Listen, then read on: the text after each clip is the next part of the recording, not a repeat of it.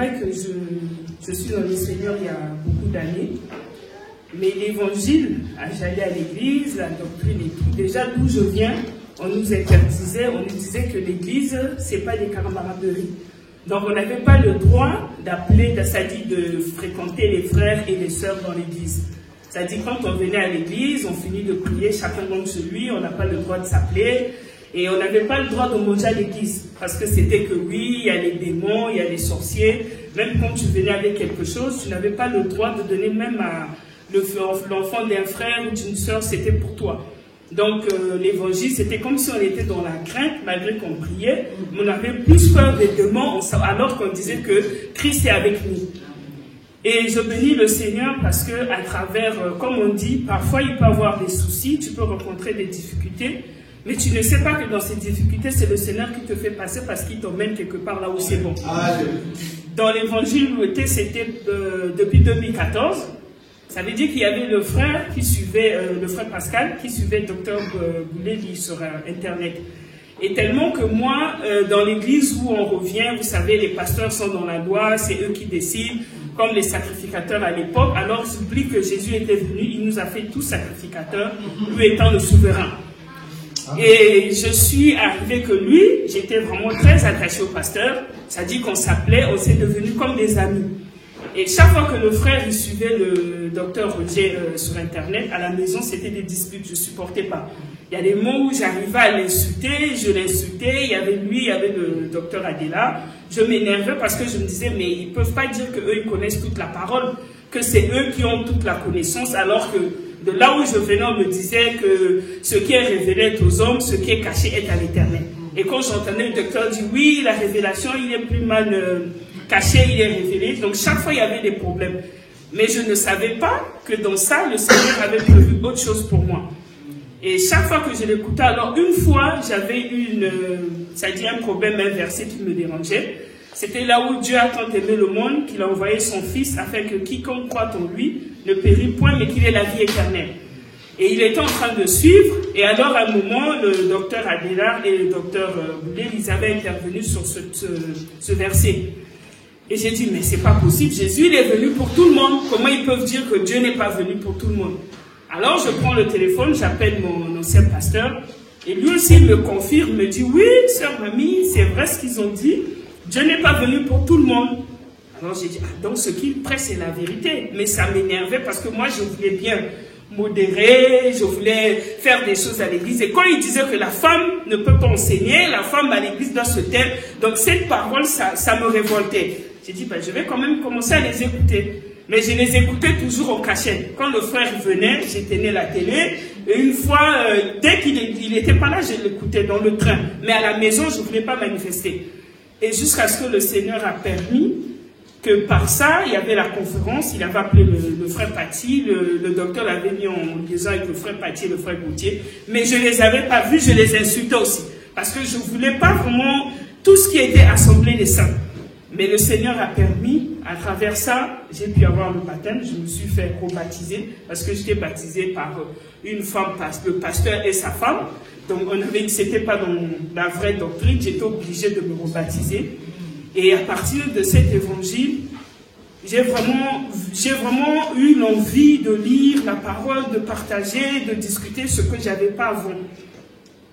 Et comme on dit, à chaque jour suffit sa peine. Il y a 2 dimanches, il y avait des frères, le frère Gauthier avait dit qu'il y avait une réunion pour les frères. Et les frères, ils étaient en train de parler, ils discutaient, vraiment ce que dans les églises, je n'ai pas vu. Et quand je suis rentrée à la maison, j'ai dit, mais tiens, quand même, je vois les frères, ils ont telle une humilité, ils peuvent se dire des choses, ils peuvent se dire des vérités, personne n'est fâché, personne n'a crié sur l'autre, ça s'est bien passé. C'est vraiment quelque chose qui m'avait beaucoup touchée. Et je me suis mise à glorifier le Seigneur le lundi surpassé, je le glorifiais, j'étais dans le train. Un moment, c'est comme je suis partie dans un sommeil. Et dans le sommeil, je me vois, je suis arrivée à l'église, les frères, il y avait, ça dit, c'est comme si c'était la première fois que je venais ici, alors que j'ai l'habitude de venir. Donc il y avait une certaine lumière, il y avait une joie, les frères étaient souriants, c'était vraiment, je ne sais pas comment vous expliquer ça. Je me suis dit, mais c'est l'église où je viens d'habitude, mais c'est comme s'ils avaient bu, comme s'ils étaient euphorés, vous voyez, quand quelqu'un rigole. Alors, il y a une voix qui me dit, à chaque culte suffit sa grâce. Et on me donne le proverbe 15-22, là où on dit, les projets échouent quand il n'y a pas quand une assemblée ne délibère pas. Et ils réussissent quand il y a beaucoup de nombre de conseillers. Après, j'ai dit, ah Seigneur. Après, je me réveille, j'étais dans le train. J'étais avec une collègue de travail. Je me rendors encore, je vois, la voix me dit, le proverbe 1-14. Quand je regarde, j'ai dit, mais qu'est-ce que Dieu... Après, j'étais tellement content, jusqu'à je me suis dit, Seigneur, donne-moi la force, ne fût-ce que prier une fois, pour que les frères, que ce que j'ai vu, que je voie toujours. Donc, c'était une façon de dire, bien aimé, l'humilité que j'ai vue ici. Il y a l'humilité, il y a vraiment la vérité dans la parole, la facilité de dire à son frère quelque chose qu'il a fait qui n'est pas bien, que je n'ai pas vu dans les autres églises. Donc, je bénis vraiment le Seigneur, même si là où j'étais, ils n'étaient pas contents, on nous a traités de complotistes, même avec les évangélistes Sylvain, on était dans le même immeuble. Dans le même immeuble, on ne se fréquentait pas. J'ai appris l'amour, j'ai appris l'humilité et surtout l'évangile, de vraiment me donner, lire, et parfois j'embête le frère Paty, il me donne des versets, j'embête le frère Pascal à la maison, le frère Gauthier. Donc j'ai vu vraiment que l'envie de l'évangile.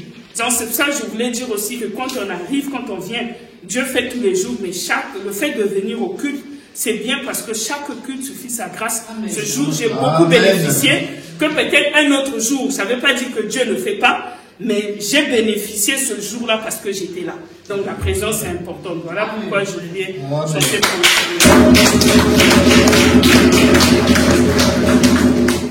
C'est la chanson du frère Aimé Kane. Comment te dire ce que je ressens? Tes bienfaits sont trop grands.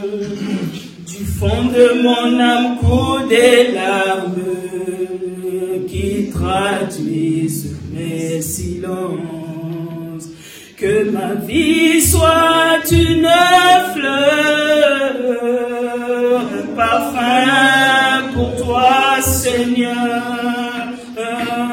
Que ma vie soit une fleur, un parfum de bonne odeur. Devant toi je répands, fais de moi ce que tu voudras. Devant toi je répands, fais de moi ce que tu voudras. Comme l'argile devant le potier, donne-moi la forme qui te plaît. Fais toutes choses en ton temps. Je serai toujours confiant. Seigneur, observe mes voies. Garde-moi près de ta croix. Je voudrais habiter chez toi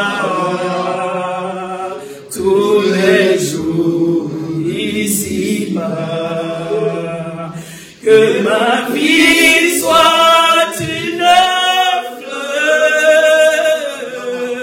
un parfum